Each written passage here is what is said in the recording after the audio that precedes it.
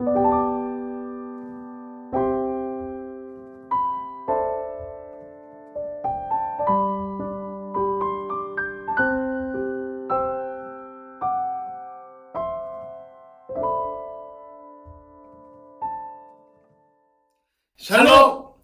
여러분 반갑습니다. 김달령 전도사 이성광 목사입니다. 오늘도 여디디아 청년부 주일 예배에 함께하는 여러분들을 환영하고 축복합니다. 여러분, 우리는 부활절을 보냈습니다. 부활하신 주님과 매일매일을 하루하루를 살아가고 계시죠. 언제나 어디서나 부활하신 주님의 십자가와 그리고 걸어가신 그 길을 바라보며 거룩한 기대를 품고 나아가는 우리 여디디아 청년부가 되길 소망합니다.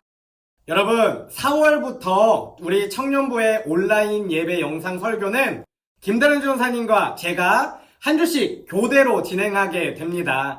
여러분, 다양한 말씀을 통해 많은 은혜를 받으시고 거룩한 기대를 품는 견고한 그리스도인으로 살아가는 우리 청년부가 되시기를 간절히 소망합니다. 그럼 말씀을 시작하겠습니다. 오늘은 거룩한 기대 두 번째, 다시 보다라는 제목으로 말씀을 나누려고 합니다. 오늘 우리에게 주신 하나님의 말씀은 누가복음 4장 18절에서 19절 말씀입니다. 우리 한 목소리로 합독해서 하나님께 봉독하도록 하겠습니다.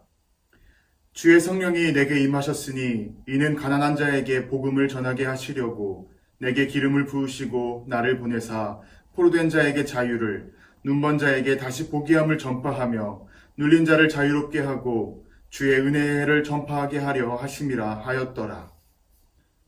일상을 떠나고 거주지를 떠나서 다른 장소로 나아가는 것을 우리는 여행이라고 얘기합니다. 저뿐만 아니라 여러분들, 그리고 다른 수많은 사람들도 여행을 참 좋아하죠. 아마 여행을 싫어하는 사람들은 많지 않을 것입니다. 그럼 사람들이 여행을 좋아하는 이유는 무엇일까요? 여러 가지 이유가 있겠지만 특별히 제가 생각하는 이유는 일상적인 것들도 여행지에서는 색다르게 느껴진다는 것입니다. 노을을 예로 들어보았을 때 평소 우리가 노을을 본다면 해질 무렵 붉은 하늘에 지나지 않습니다. 하지만 여행지에서 보는 노을은 문학적인 표현을 좀 빌리자면 어둠이 태양을 쫓아가는 형국의 슬픈 빛으로 빛나는 하늘이다라고 표현할 수 있겠습니다. 이렇게 같은 일상적인 것도 전혀 색다른 모습으로 우리 마음속에, 가슴속에 느껴지곤 합니다. 그러다 보니 많은 사람들이 가보았던 곳, 경험해보았던 곳, 눈으로 직접 본 곳은 여행지로 삼으려 하지 않습니다. 많은 사람들은 경험해보지 못한 것, 눈으로 보지 못한 곳, 가보지 않은 곳으로 나아가서 여행을 즐기려고 하죠. 그렇게 여행 가는 것에, 새로운 곳을 가는 것에 더 큰 기대감과 설렘을 가지게 됩니다. 하지만 여행을 떠나는 것이 쉬운 일인가요? 여러분들에게 누군가 옆에서 얘기합니다. 내일 우리 여행 가자. 그렇게 했을 때 여러분들은 쉽사리 그래, 우리 내일 당장 여행 가자 라고 말을 할 수 있을까요?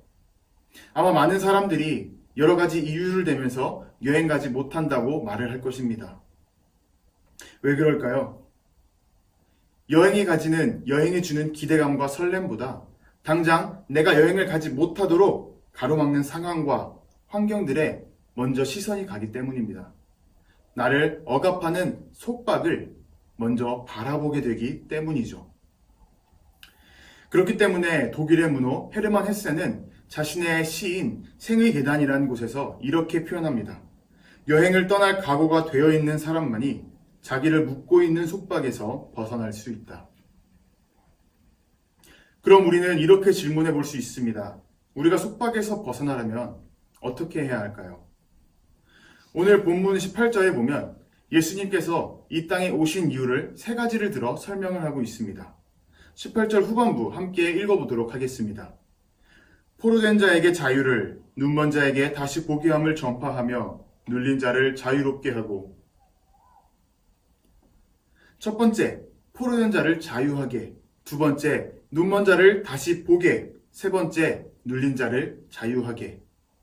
예수님께서는 이 세 가지 목적을 가지고 이 땅에 오셨다라고 이사야서의 말씀을 통해서 우리에게 전하고 계십니다. 여기서 세 가지 이유를 말씀하셨지만 우리가 크게 두 가지로 묶어볼 수가 있습니다. 하나는 자유이고 또 하나는 다시 보다라는 것이죠. 예수님께서 오신 이유는 우리를 자유롭게 하고 그리고 다시 볼 수 있게 하시겠다는 것입니다. 우린 여기서 또 하나의 질문이 생깁니다. 자유와 자유 사이에 어째서 다시 보다라는 단어가 생겨 있는 걸까요? 다시 보다라는 것은 우리에게 어떤 의미를 주는 것일까요? 예수님께서는 무슨 의미로 우리에게 다시 보게 하겠다라고 말씀을 하셨던 걸까요? 여러분들도 아시다시피 예수님께서는 공생의 기간 동안 수많은 기적과 이적을 펼치셨습니다. 특히 가난한 자에게 가셨고 병자들에게 가셨습니다. 앉아있는 자를 일으켜 세우셨고 듣지 못하는 자를 듣게 하셨습니다. 말 못하는 자를 말하게 하셨죠. 게다가 죽은 자를 일으켜 세우기까지 하셨습니다. 그렇다면 예수님께서는 이 세 가지 외에 죽음에서도 자유롭게 하겠다라고 언급할 수 있지 않으셨을까요?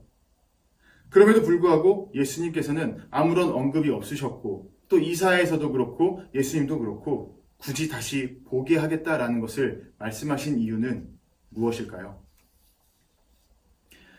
무언가를 바라본다. 이렇게 바라본다라는 것은 사람들의 생각과 행동에 많은 영향을 끼칩니다. 알게 모르게 사람들은 바라보는 것을 통해서 우리의 시각을 통해서 많은 것들을 영향받고 생각하고 행동이 좌지우지되죠. 그러한 예를 우리는 성경 속에서 많이 찾아볼 수 있습니다. 먼저 베드로가 그러했습니다. 마태복음 14장에 보면 예수님께서는 오병이어의 기적을 행하신 후에 제자들을 갈릴리 호숫가 반대편으로 먼저 보내시죠. 제자들이 그렇게 바닷가를 건너가고 있는데 큰 풍랑이 일고 파도가 높이 솟아오릅니다. 그때 제자들은 죽음의 위험을 느끼게 됩니다. 어떡하지 하고 있는데 저 멀리서 하얀 형체가 다가오는 것을 보죠. 제자들은 혼비백산했습니다. 귀신일까? 유령이다. 그런데 그 흰 형체가 얘기를 합니다. 나니 걱정하지 마라. 예수님이셨던 거죠. 그 모습을 보고 베드로는 예수님께 말합니다. 만일 주님이시거든 나에게 말씀하셔서 무리를 걸으라 하십시오. 그때 예수님께서는 안 된다 하지 않으시고 나에게 오라고 말씀하셨죠. 베드로는 예수님을 바라보고 물 위를 걸어갔습니다.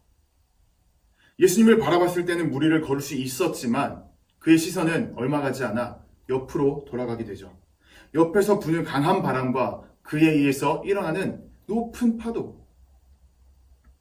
그러한 고난과 자연 환경을 바라보면서 베드로는 겁에 질렸고 결국 물에 다시 빠져들게 되었습니다.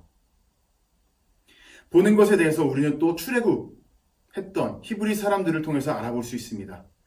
민수기 21장에 보면 광야를 떠돌던 히브리 사람들이 너무나도 지친 나머지 수많은 기적들을 보았음에도 하나님께 원망을 합니다. 우린 힘들다, 지친다, 못 가겠다. 하나님께서 너무 화가 나셔서 그들에게 불뱀을 보내셨습니다. 그들은 불뱀을 물려서 고통스러워하고 하나하나 죽어가기 시작했습니다. 그제서야 사람들이 회개하고 부르짖습니다. 살려주십시오. 내가 잘못했습니다. 살려주십시오. 모세가 하나님께 기도했습니다. 그러자 하나님께서는 살아날 수 있는 방법을 주셨죠. 그게 뭐였나요? 노뱀을 만들어 높이 세웠고 그것을 보는 사람에게 목숨을 살려주겠다라고 말씀을 하신 것입니다. 뱀에 물려 죽어가던 사람들은 노뱀을 보았을 때 그들은 살아날 수 있었습니다. 끝까지 노뱀을 보지 않았던, 노뱀을 보기를 거부했던 사람들은 결국 죽어나가게 되었죠. 이렇게 바라본다라는 것은 너무나도 중요합니다. 베드로가 물 위를 걸었을 때 예수님을 보았습니다. 예수님을 보았다는 것은 그의 마음속에 자유가 있었다는 것이죠. 어떠한 고통과 고난이 있다 할지라도 예수님을 보았을 때 그의 마음속에는 자유함이 있었습니다. 그 어떤 것도 이겨낼 수 있다는 승리감이 있었습니다. 하지만 그가 시선을 돌려서 풍랑을 보고 높은 파도를 보았을 때 그의 마음은 죽음으로, 두려움으로 속박당하게 되었습니다. 히브리 사람들도 마찬가지죠. 그들이 광야의 거친 환경을 바라보았을 때는, 자신의 힘든 상황을 바라보았을 때는 그들에게 불뱀이 왔습니다. 죽음이 닥쳤다는 거죠. 하지만 노뱀을 보았을 때 그들은 생명의 구원을 얻었습니다. 죽음에서 승리하게 된 것이죠.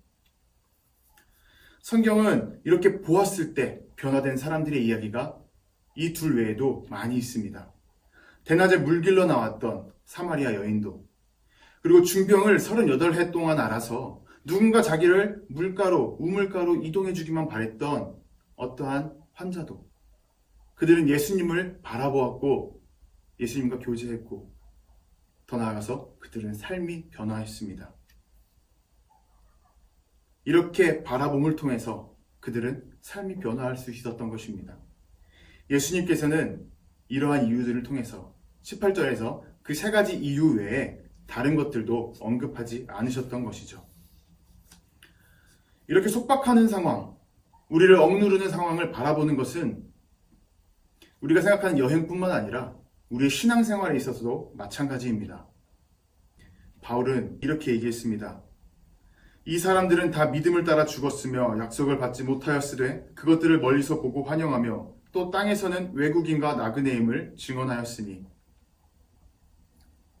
나그네는 순례자를 얘기합니다. 그리고 순례자는 여행자를 얘기하죠. 다시 말해서 하나님께서는 우리를 이 땅에 순례자로, 여행자로 보내셨다라는 것입니다. 이 땅을 다니며 복음을 증언하고 복음을 고백하고 그리스도를 널리 알리라 말씀하셨죠. 바울은 그래서 우리를 나그네라고 표현하죠. 그리고 여행자에게는 목적지가 있습니다. 14절에서 바울은 목적지를 이렇게 얘기합니다. 그들이 이같이 말하는 것은 자기들이 본향 찾는 자임을 나타냄이라. 여행지의 목적지는 본향입니다. 본향이 어딘가요? 거룩한 하나님의 나라이죠. 천국입니다. 하지만 우리는 순례자임에도 불구하고 우리의 시선은 목적지를 향해 있지 않습니다. 우리의 시선은 나 자신을 바라봅니다. 나를 억누르는 상황을 바라봅니다.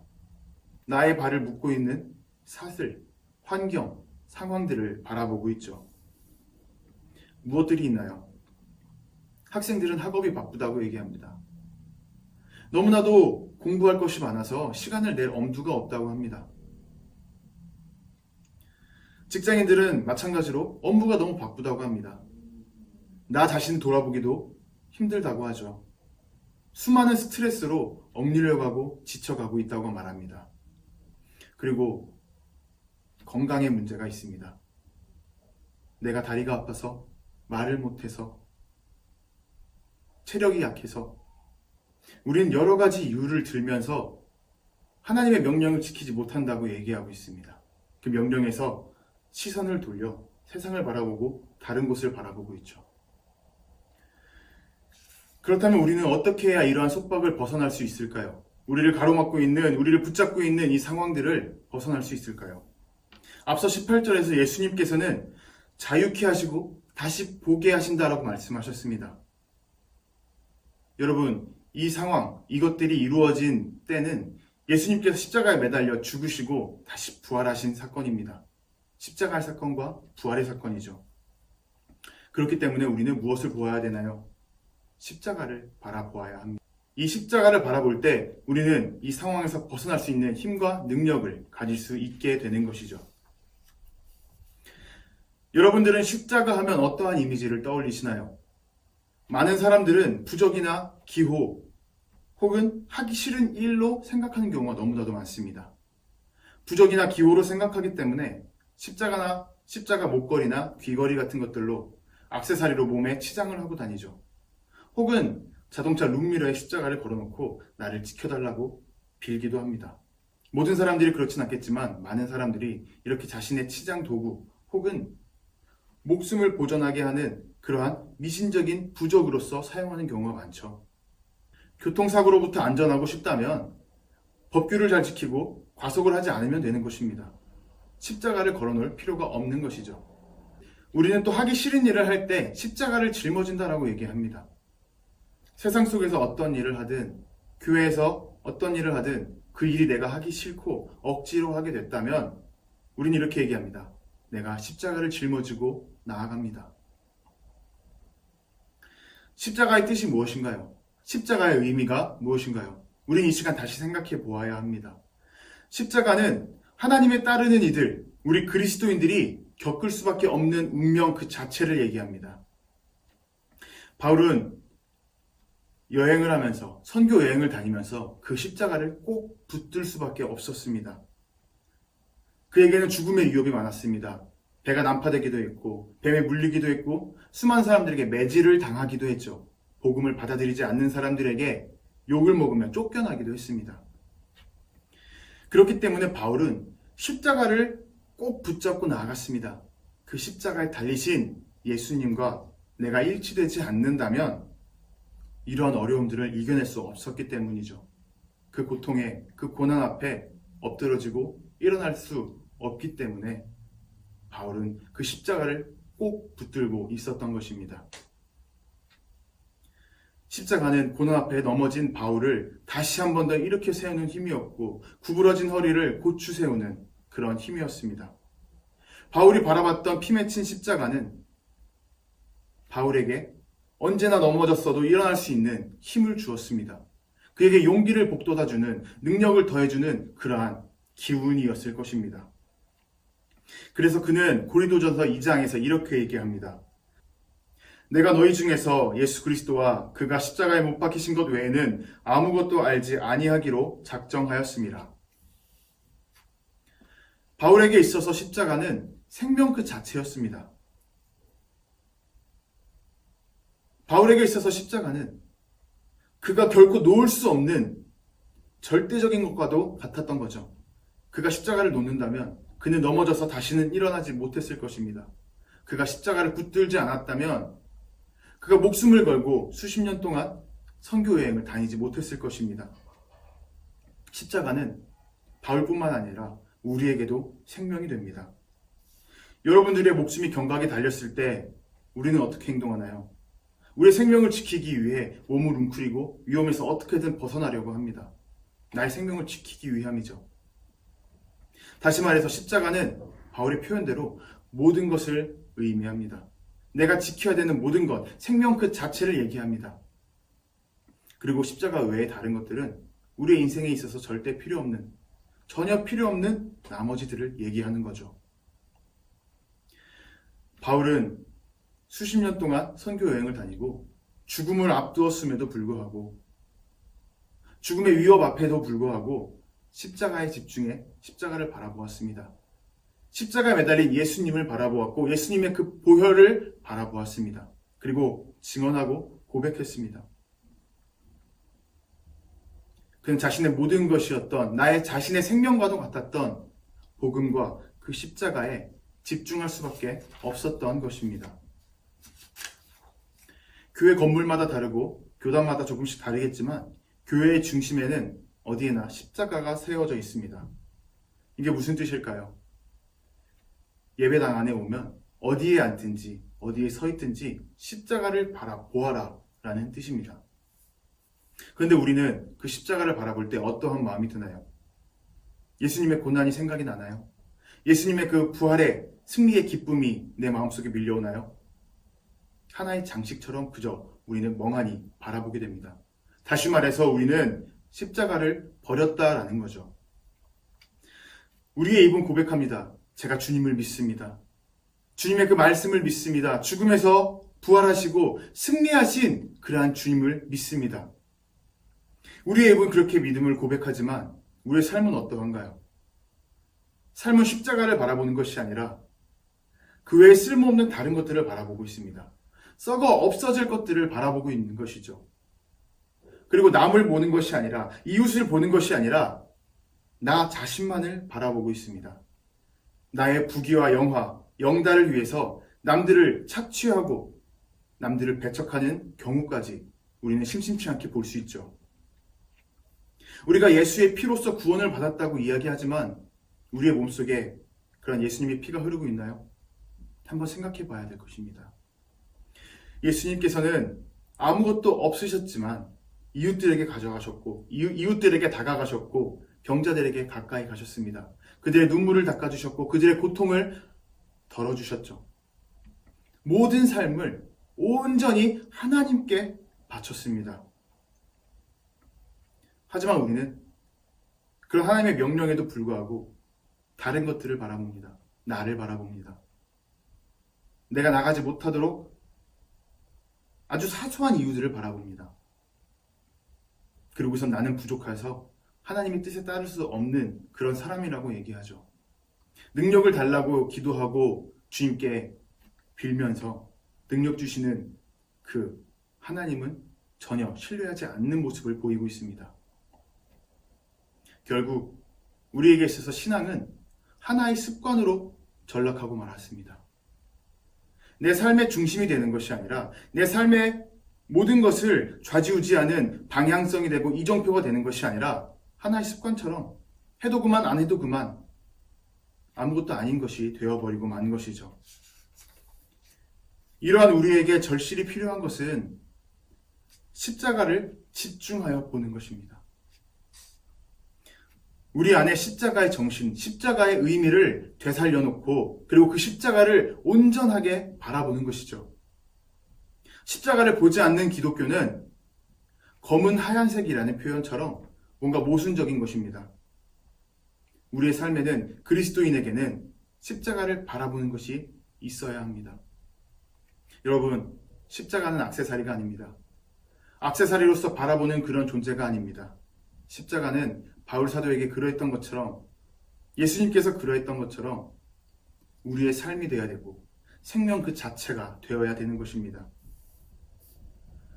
우리들에게서 그리스도인들에게서 교회에서 십자가가 사라졌다는 것을 십자가가 하나의 기호, 부적처럼 되어버렸다는 것을 제일 잘 알고 있는 것은 세상 사람들입니다. 그렇기 때문에 세상 사람들은 우리에게 손가락질하고 욕을 합니다. 향기가 없다고 얘기하죠. 가짜라고 얘기하죠. 신뢰할 수 없는 족속들이라고 얘기하죠. 그것이 폭발적으로 터져나온 것이 이번 코로나 사태라고 생각합니다. 이번 코로나 사태에서 확진의 주범은 교회다라는 그러한 많은 비난과 손가락질을 우리는 받고 있습니다. 우리가 세상 속에 빛과 소금이 되었다면 정말 선한 향기, 선한 영향력을 끼치고 주님의 사랑을 증거할 수 있는 삶을 살고 있었더라면 코로나에 있어서, 이 사태에 있어서 사람들이 우리에게 손가락질 했을까요? 우리를 더 보호하려고, 교회를 더 보호하고 그리스도인들을 더 보호하려고 그들은 더 나서서 행동하고 그렇게 움직이지 않았을까요? 우리에게 필요한 것은 구체적인 삶으로 십자가를 바라보는 것입니다. 십자가의 정신을 살리는 것입니다.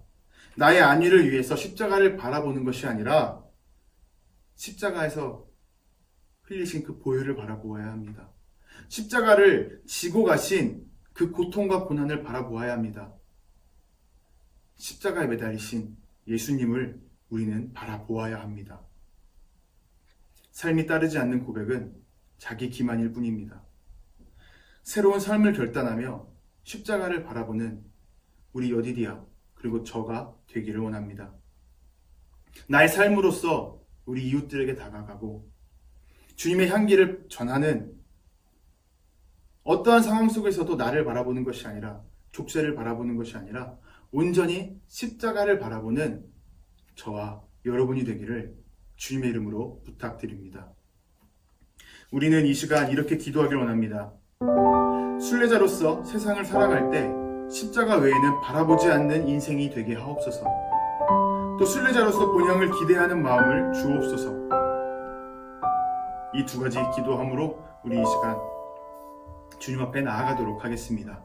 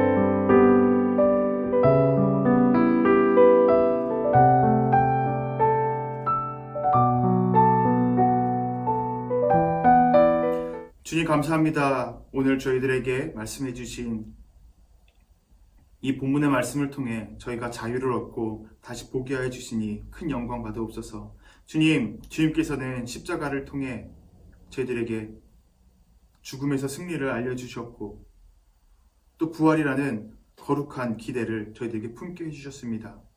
주님, 저희들이 그러한 주님을 바라보며 나아가곤 합니다.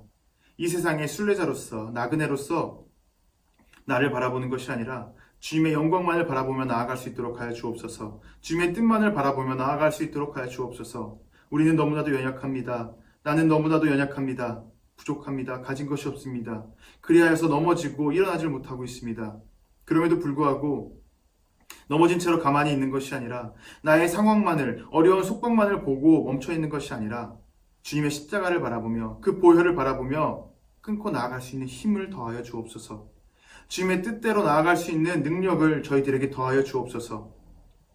주님의 마음을 품고 주님의 십자가를 저희들의 마음속에 품을 때에 저희들은 힘있게 나아갈 수 있고 삶의 이정표로서 저희들이 나아갈 방향을 올바로 알 수 있을 것입니다.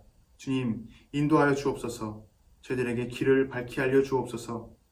그리고 그 본향을 향하는 마음, 거룩한 기대를 저희들의 마음속에 품고 모든 속박을 이겨내고 나아갈 수 있는 능력을 언제나 더하여 주옵소서. 그렇게 주님만을 바라보며 주님과 동행하는 삶을 살기 원합니다. 언제나 함께하여 주옵소서. 예수님의 이름으로 기도드렸습니다. 아멘. 하늘에 계신 우리 아버지여, 이름이 거룩히 여김을 받으시오며 나라의 임하옵시며 뜻이 하늘에서 이룬 것 같이 땅에서도 이루어지이다. 오늘날 우리에게 일용할 양식을 주옵시고 우리가 우리에게 죄 지은 자를 사하여 준 것 같이 우리의 죄를 사하여 주옵시고 우리를 시험에 들게 하지 마옵시고 다만 악에서 구하옵소서. 대개 나라와 권세와 영광이 아버지께 영원히 있사옵나이다. 아멘.